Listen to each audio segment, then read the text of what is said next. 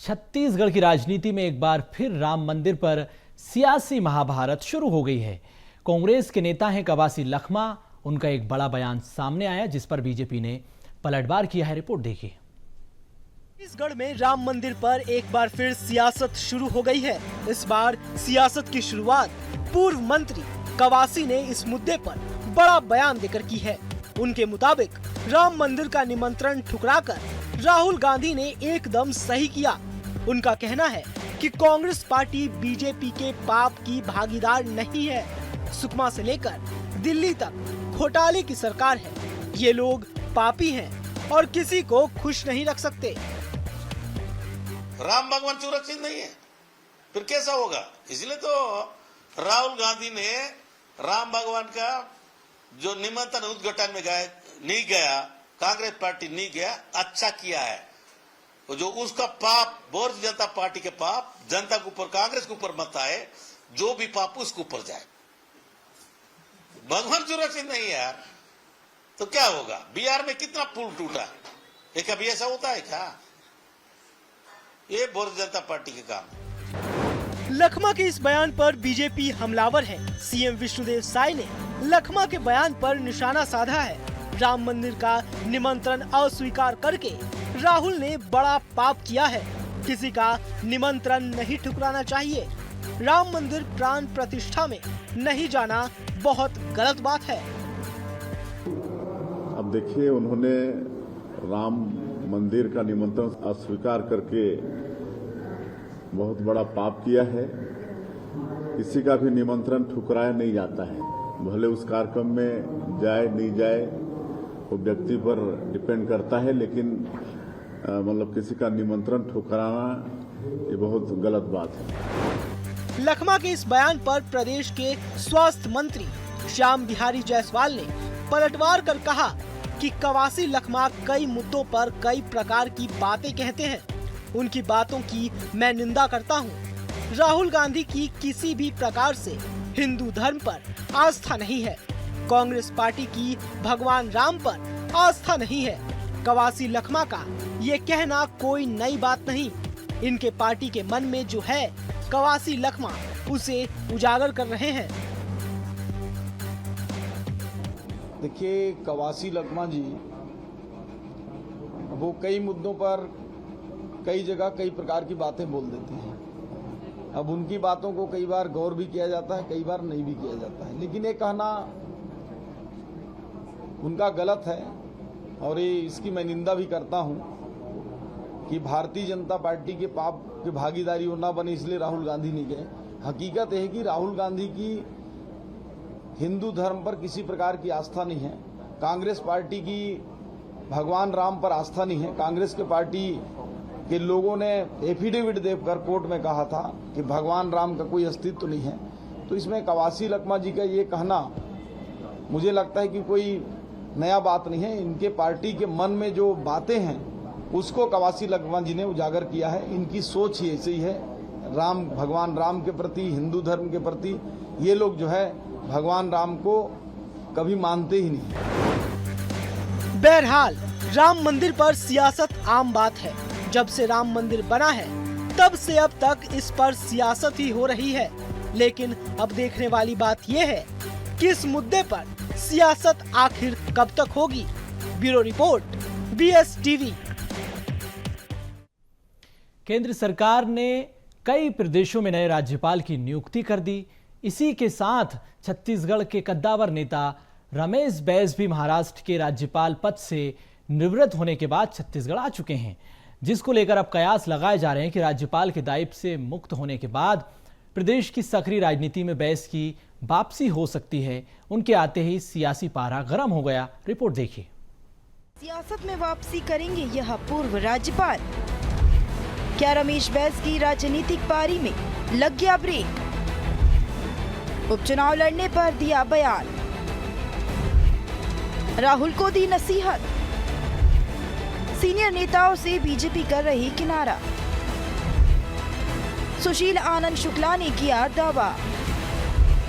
रायपुर दक्षिण से रमेश बैस आ जाए या कोई और नेता जीतेगी तो कांग्रेस ही।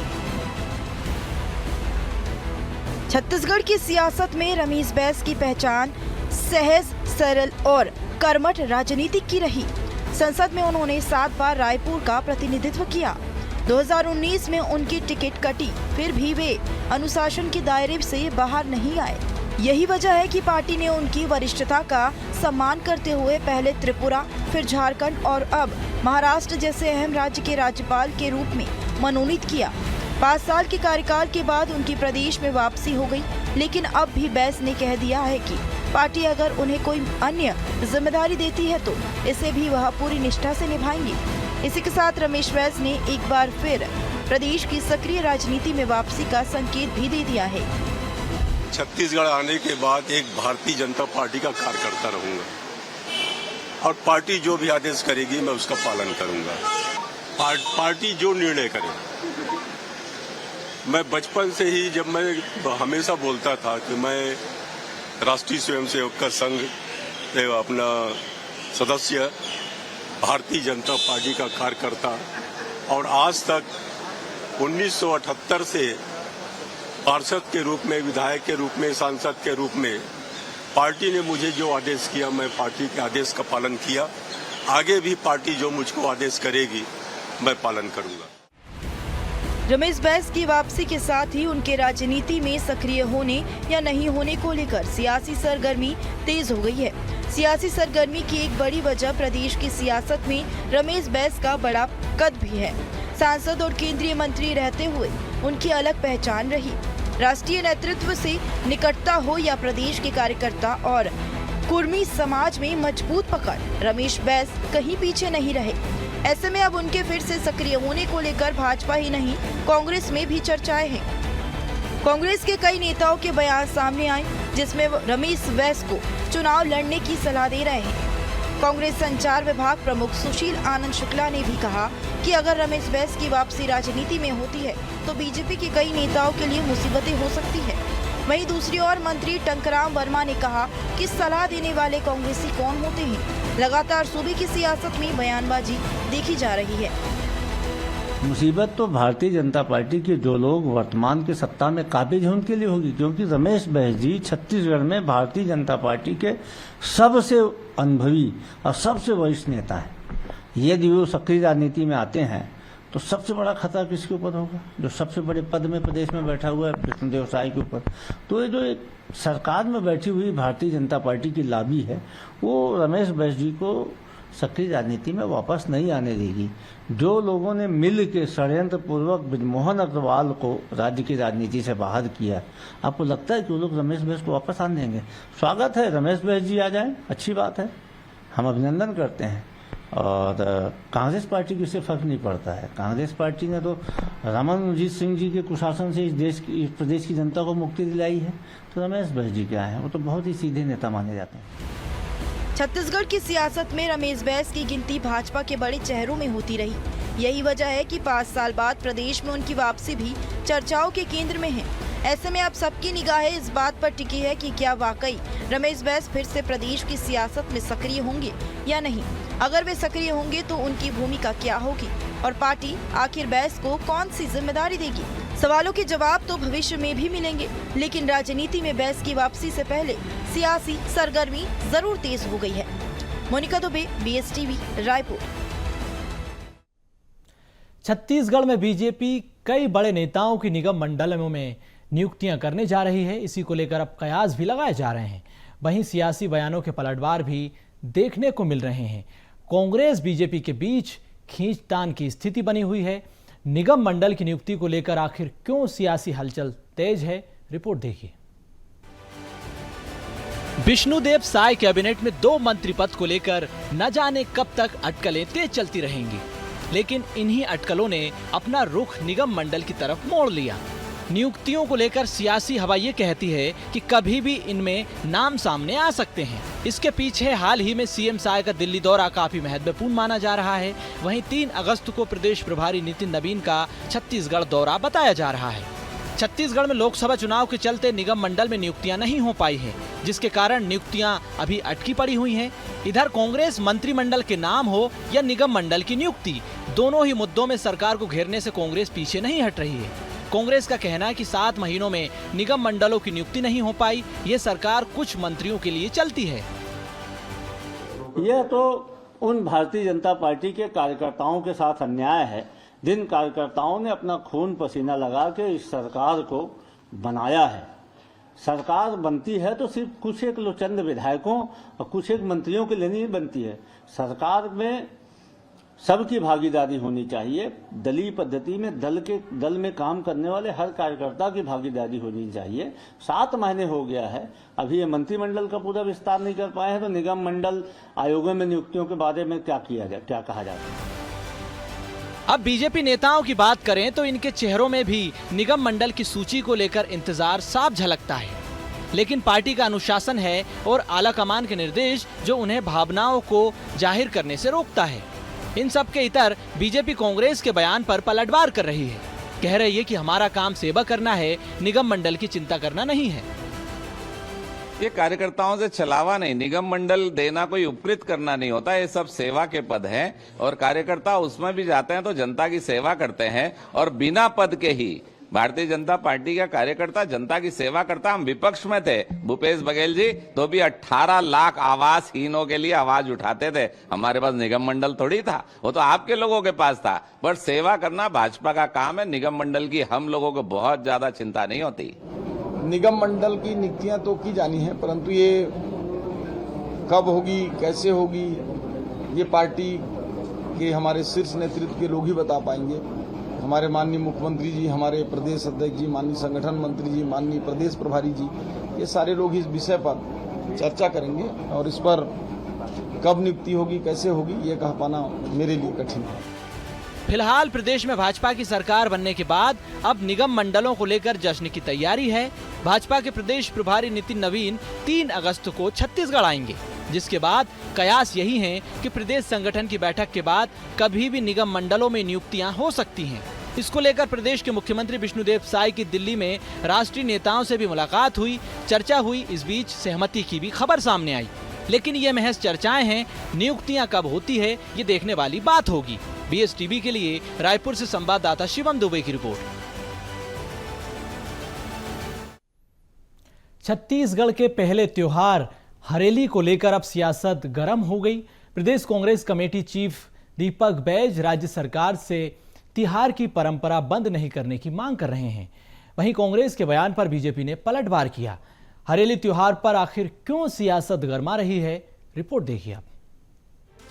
छत्तीसगढ़ का मौसम खुशनुमा है, चारों तरफ हरियाली है। हरेली त्योहार को लेकर लोग तैयारियों में जुटे हुए हैं। आखिरकार ये छत्तीसगढ़ का पहला त्योहार जो है 4 अगस्त को हरेली का त्योहार धूमधाम से प्रदेश भर में मनाया जाएगा। लेकिन उससे पहले सियासी गलियारों में हरेली को लेकर तरह तरह के बयान सामने आ रहे हैं।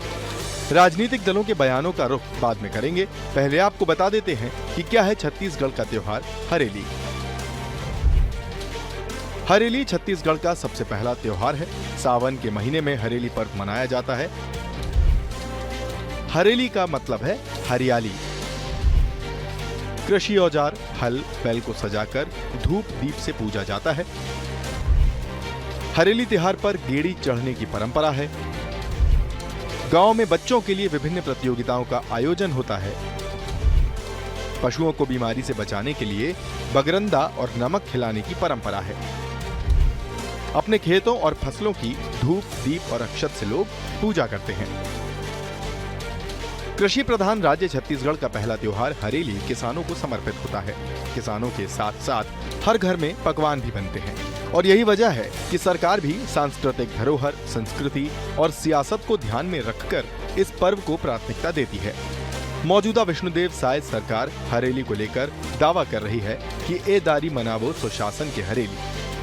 बिल्कुल कहने की बात नहीं है, तो मनाएंगे ही और जैसे मनाते हैं वैसे मनाएंगे। छत्तीसगढ़ के पहली तिहार हरेली से चालू होते और हरेली त्योहार अवैया है। मैं जम्मो छत्तीसगढ़ के भाई बहनी मन ला हरेली के बहुत बधाई और शुभकामना देता हूँ और आने वाला समय किसान के लिए मौसम पूरी तरह से अनुकूल हो ही, किसान के फसल लहलहा ही और किसान खेती के काम में आगे बढ़ी, ये उम्मीद करत हूं। तो हरेली तिहार के जम्मो छत्तीसगढ़ के भाई बहनी मन ला गाड़ा गाड़ा बधाई, बहुत शुभकामना। जब सरकार हरेली को विशेष दर्जा देकर किसानों के साथ खुशियां बांटती है तो विपक्ष भी उसे सियासत से जोड़ देती है। अब विपक्षी दल ने त्योहार से कुछ दिन पहले ही सरकार को घेरा और कहा कि कांग्रेस ने इन त्योहारों को महत्व दिया है। हमारी सरकार ने सार्वजनिक छुट्टी दी, सीएम आवास में आयोजन किया जाता था। हमारी सरकार ने छत्तीसगढ़ के तीज त्योहार को प्रदेश में स्थापित किया। बीजेपी की सरकार 15 साल रहने के बावजूद छत्तीसगढ़ की संस्कृति को पूरी तरीके से भूल गई थी। देखिए, भारतीय जनता पार्टी की सरकार 15 साल रहने के बाद भी छत्तीसगढ़ की संस्कृति को पूरी तरह से भूल गई थी। हरेली त्योहार को मनाना चाहिए। सरकार से हम मांग करते हैं कि पूर्ववर्ती सरकार की तरह इस त्योहार को भी और छत्तीसगढ़ के अन्य त्योहारों को भी मनाना चाहिए। इन सब के इतर भी हरेली को लेकर सियासत पुरानी है। जब बीजेपी विपक्ष में रही तब भी, अब जब कांग्रेस विपक्ष में है तब भी विपक्ष का सियासत करना लाजमी हो जाता है। बात त्योहार की है तो आने वाले दिनों में और भी बयानबाजी देखने को मिल सकती है। Bureau report, BSTV, Chhattisgarh.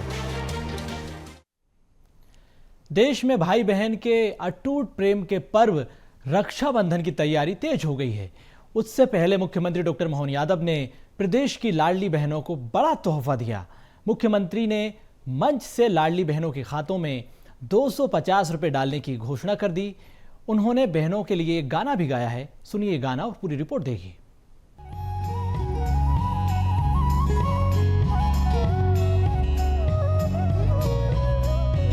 फूलों का तारों का सबका रहना है, एक हजारों में मेरी बहना है, सारी उम्र हमें संग रहना है।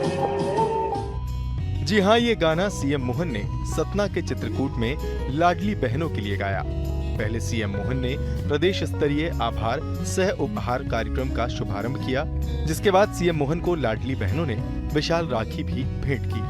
सीएम ने मंच से घोषणा कर कहा कि इस बार 10 तारीख को सभी बहनों के खाते में 1250 की जगह 1500 रुपए आएंगे। उज्ज्वला गैस कनेक्शन के लिए भी 40 लाख बहनों के खाते में 450 रुपए डाले जाएंगे।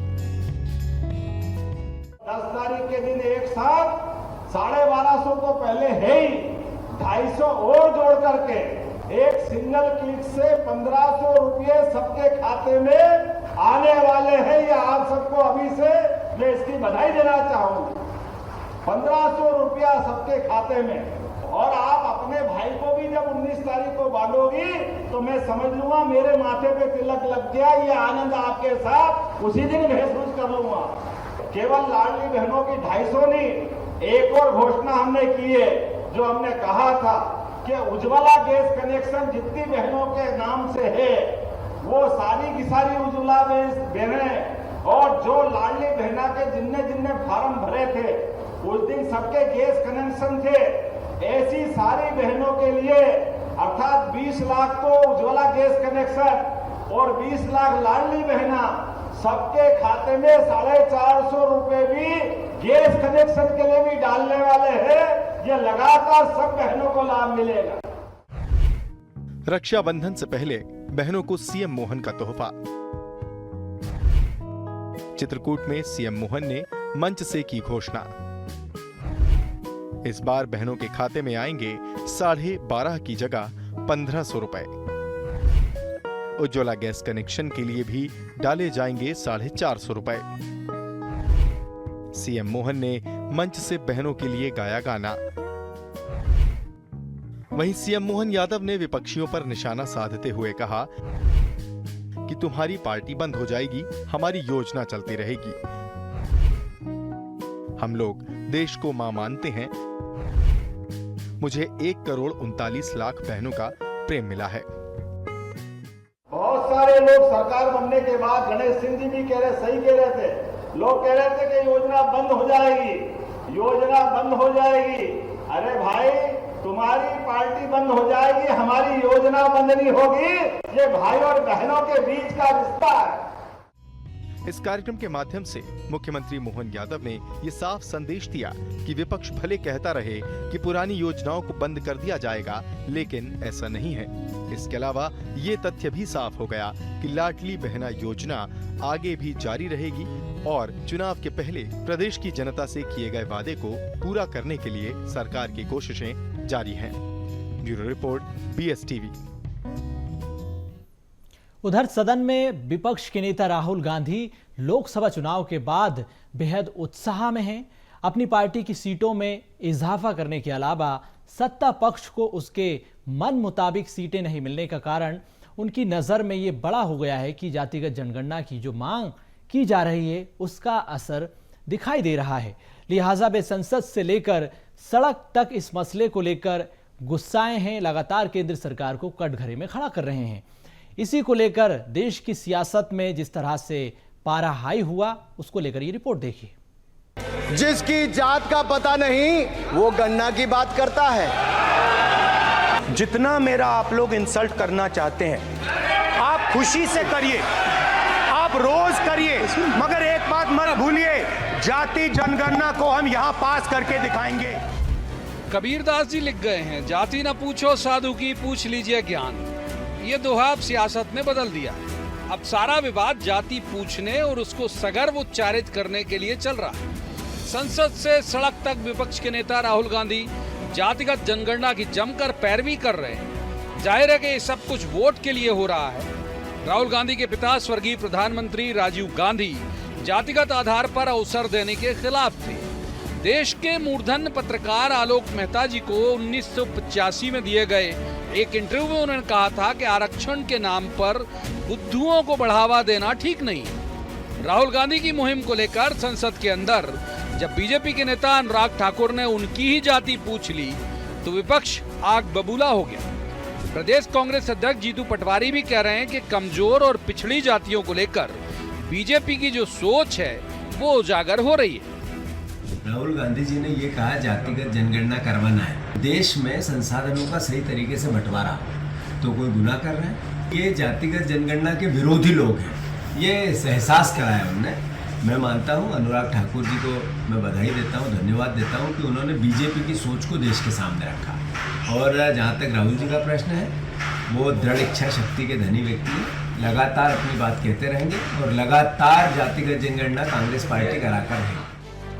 बीजेपी भी जानती है कि जातिगत जनगणना ऐसा विषय है जिसके पक्ष या विपक्ष में खुलकर बोलने से एक तरफा नुकसान संभावित है। लिहाजा वो भी संभल कर इस पर रिएक्ट कर रही है। संसद के अंदर भी अनुराग ठाकुर ने इस मसले में सीधा कुछ बोलने के बजाय प्रश्न का भार प्रश्नकर्ता पर ही डालने का प्रयास किया और उस पर हंगामा हुआ। प्रदेश के वरिष्ठ मंत्री प्रहलाद पटेल भी कह रहे हैं कि जो क्षेत्रीय पार्टियां हैं वह जाति आधारित बातें करके अपना अस्तित्व को बनाए रखती हैं और जातिगत जनगणना की बात भी उन्होंने ही की है। उनका भी मानना है कि इसमें विपक्ष का रवैया ईमानदार या वंचित समाज का कल्याण नहीं है, बल्कि सब कुछ वोट बैंक के लिए हो रहा है। जातिगत जनगणना की बात भी उन्हीं ने की, तो फिर जाति बताने में परहेज क्यों है? संविधान इजाजत नहीं देता तो पर आप ये भाषा क्यों बोलते हो? तो ये दिखाने के लिए कुछ और है और करने के लिए कुछ और है। जब वही लोग जो जातिगत जनगणना की बात करते हैं और जाति आधारित तो परिवार आधारित पार्टियां चला रहे हैं, ऐसे लोग अगर इस पर टिप्पणी करते हैं तो मुझे लगता है कि उनको ही अपने गिरेबान में झांक कर देखना चाहिए। राहुल गांधी को यह भरोसा है कि लोकसभा चुनाव में उनकी पार्टी जो कुछ अच्छा कर पाई उसके पीछे उनका यही मुद्दा असर कारक रहा है।